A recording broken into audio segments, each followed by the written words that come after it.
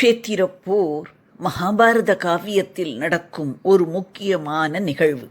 இந்த போர் ஹஸ்தினாபுரம் அரியணைக்காக பங்காளிகளான கௌரவர்களுக்கும் பாண்டவர்களுக்கும் இடையே குருக்ஷேத்திரம் என்னும் இடத்தில் 18 நாட்கள் நடந்து முடிந்தது.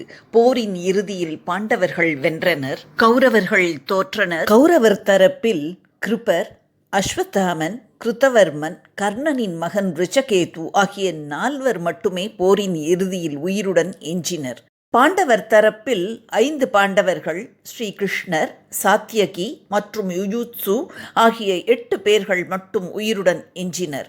போரில் ஈடுபட்ட மற்ற அனைத்து மன்னர்களும் படை தலைவர்களும் மற்றும் படை வீரர்களும் கொல்லப்பட்டனர். திருதராஷ்டிரன் முடி துறந்தார். ஹஸ்தினாபுரத்தை தலைநகராக கொண்ட குரு நாடும் இந்திரபிரஸ்தமும் ஒன்றிணைக்கப்பட்டது. ஹஸ்தினாபுரத்தின் மகுடத்தை தர்மன் அணிந்து குரு நாட்டின் மன்னரானார். திருதராஷ்டிரனின் 2வது மனைவியின் மகன் யுயுத்சு ஹஸ்தினாபுரத்திற்கு அடங்கிய இந்திரபிரஸ்தம் நாட்டின் மன்னராக நியமிக்கப்பட்டான். கர்ணனின் மகன் ரிஷகேது அர்ஜுனனின் அரவணைப்பில் இருந்தான். துரோணர் வசம் இருந்த பாஞ்சால நாட்டின் பாதி பகுதி மீண்டும் பாஞ்சாலர்களுக்கே திருப்பி வழங்கப்பட்டது.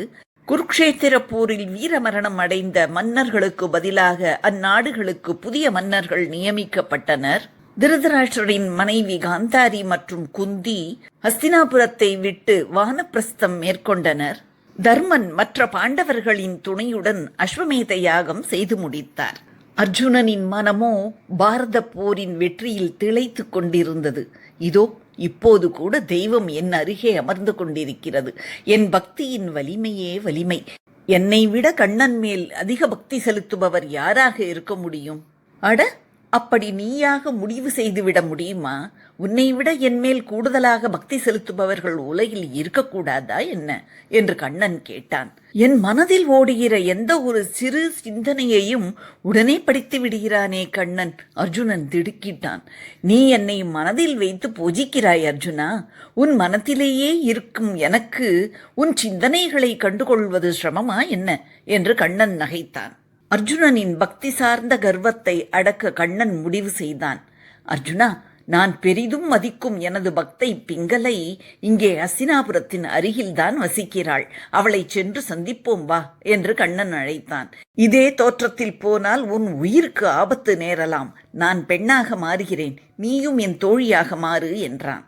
சற்று நேரத்தில் அரண்மனையில் இருந்து கண்ணனும் அர்ஜுனனும் பெண்களாக மாறி வெளியே புறப்பட்டு சென்றனர். பிங்களையின் வீட்டு கதவு தட்டப்பட்டது. தெய்வீக ஒளியுடன் ஒரு மூதாட்டி கதவை திறந்தாள். தாயே, நாங்கள் அடுத்த ஊருக்கு செல்வதற்காக நடந்து வந்தோம். கால்கள் வலிக்கின்றன. இங்கே சற்று இளைப்பாரி விட்டு செல்லலாமா என்று கேட்டான் கண்ணன். உள்ளே வாருங்கள், நான் பூஜை செய்து கொண்டிருக்கிறேன். பூஜை முடிந்த பிறகு நீங்கள் உணவருந்து விட்டு செல்லலாம் என்றாள் பிங்களை. பூஜை அறையில் ஒரு பீഠத்தில் கிருஷ்ண விக்கிரகமும் சிறிதாக ஒரு கத்தியும், நடுத்தர வடிவில் ஒரு கத்தியும், பெரியதாக ஒரு கத்தியும் இருந்தன. தாயே, கிருஷ்ண விக்கிரகத்தோடு 3 கத்திகளையும் பூஜிக்கிறீர்களே, கத்திகள் யாருடையவை என்று கண்ணன் கேட்டான். என்னுடையவைதான். வாய்ப்பு கிட்டும் பொழுது கிருஷ்ணனுக்கு கொடுமை செய்த என் விரோதிகளான 3 கொல்ல வேண்டும். அதன் பொருட்டுத்தான் இந்த பூஜை. அது சரி, யார் அந்த விரோதிகள் தாயே? யாரா? குச்சேலன், பாஞ்சாலி, அர்ஜுனன் 3 தான் அந்த விரோதிகள். குச்சேலரை கொல்ல சின்ன கத்தி, பாஞ்சாலிக்கு நடுத்தர கத்தி, மாவீரன் என்று தன்னை பற்றி பிதற்றி கொண்டு திரியும் அந்த அர்ஜுனனை கொல்லத்தான் இந்த பெரிய கத்தி. இதை கேட்ட அர்ஜுனனுக்கு தூக்கி வாரி போட்டது. அப்படி இந்த 3 கண்ணனுக்கு என்ன கொடுமை செய்தார்கள் தாயே? குச்சேலன் அந்த தவிட்டு அவளை கண்ணனுக்கு கொடுக்கலாமா? என் கண்ணன் வெண்ணெயை விரும்பி தின்பவன். வாய் உறுத்தாத ஆகாரம் அது. அவள் என் கண்ணனின் நீண்ட தாமரை இதழ் போன்ற நாவில் புண்ணை தோற்றுவிக்காதா? இந்த புத்தி கூட இல்லாமல் பக்தி என்ற பெயரில் அவளை அவனுக்கு கொடுப்பதாவது? அது சரி, பாஞ்சாலி பாவம் பெண். அவள் எப்படி உங்கள் விரோதியானாள்? கிருஷ்ணனிடம் புடவைகளை பெற்றாளே. துவாரகையில் இருக்கும் கண்ணன் ஹஸ்தினாபுரத்தில் இருக்கும் அவளுக்கு வாரி வாரி புடவைகளை அருளினானே. இந்த புடவைகளை இழுத்து இழுத்து துச்சாதனன் கை வலிக்க மயக்கம் போட்டு விழுந்தான் இல்லையா? புடவையை இழுத்த துச்சாதனனுக்கே கை வலிக்குமானால் புடவைகளை நிறுத்தாமல் தொடர்ந்து வழங்கிய கண்ணனுக்கு கை எவ்வளவு வலித்திருக்கும்? கண்ணனின் கைகளை வலிக்கச் செய்த பாஞ்சாலியை சும்மா விடுவேனா நான்? அம்மா, அந்த அர்ஜுனன் கண்ணனின் பக்தர்களிலேயே தலை சிறந்தவனாயிற்றே, அவன் மேல் ஏன் விரோதம் உங்களுக்கு? அர்ஜுனனின் பக்தியை நீதான் மெச்சிக்கொள்ள வேண்டும். உண்மையான பக்தனாக இருந்தால் கை வலிக்க வலிக்க தேரோட்டச் சொல்வானா? குதிரைகளின் லகானை இழுத்து இழுத்து கண்ணனின் கைகள் எத்தனை துன்பப்பட்டிருக்கும். தேர் குதிரைகளை ஓட்டுவது சாமான்யமா? ஊரில் தேரோட்டிகளுக்கா பஞ்சம்? என் முன்னால் என்றாவது ஒரு நாள் அகப்படுவான் அந்த அர்ஜுனன். அன்று பார்த்துக் கொள்கிறேன் அவனை. அர்ஜுனன் முந்தானையால் பதற்றத்தோடு நெற்றி வியர்வையை துடைத்துக் கொள்வதைப் பார்த்து நகைத்தான் கண்ணன்.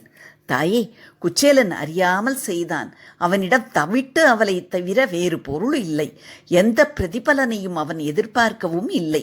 கண்ணனாகத்தான் அவன் கேட்காமலேயே செல்வத்தை கொடுத்தான். சுயநலமற்றவன் என்பதால் குச்சேலனை மன்னித்து விடுங்களேன். பிங்களை யோசித்தாள். பீடத்தில் இருந்த சிறிய கத்தியை தூக்கி வீசினாள்.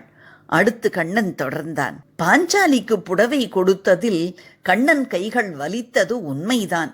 என்றாலும் ஒரு பெண்ணுக்கு மானம் மிக பெரியதல்லவா? அதை காத்துக்கொள்ள அவள் கொலை கூட செய்யலாம் என்று தர்மசாஸ்திரங்கள் சொல்கின்றன. எனவே சுயநலமே ஆனாலும் மானம் காக்க வேண்டியதால் பாஞ்சாலியையும் மன்னித்து விடுங்களேன் என்றார். பிங்களை இரண்டாவது கத்தியையும் கீழே வீசிவிட்டாள்.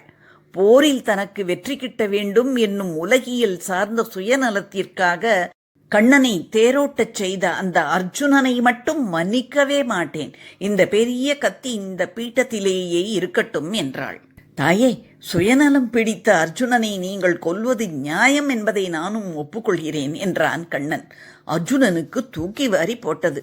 கண்ணன் நகைத்தவாறே பிங்கலையிடம் சொன்னான், அர்ஜுனன் கண்ணன் மனதை கவர்ந்து விட்டதால்தானே கைவலியையும் பொருட்படுத்தாமல் தேரோட்டினான். அர்ஜுனனை நீங்கள் கொன்றுவிட்டால் உற்ற நண்பனை இழந்து கண்ணன் வருந்துவானே. கண்ணன் வருந்துவது உங்களுக்கு சம்மதம்தானா? நீ சொன்ன கோணத்தில் நான் சிந்தித்து பார்க்கவில்லை. நீ சொல்வதும் சரிதான்.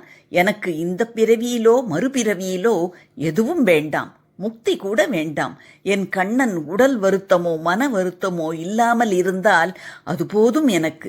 கண்ணனுக்கு மன வருத்தம் தரும் செயலை நான் செய்ய மாட்டேன் என்று கூறிய பிங்களை மூன்றாவது கத்தியையும் பீடத்தில் இருந்து எடுத்து கீழே வீசினாள். பெண் வேடத்தில் இருந்த அர்ஜுனன் மூதாட்டி பிங்கலையை கீழே விழுந்து வணங்கிய பொழுது அவன் ஆணவம் முற்றிலுமாக அழிந்திருந்தது. To watch more videos, please press the subscribe button and the bell icon.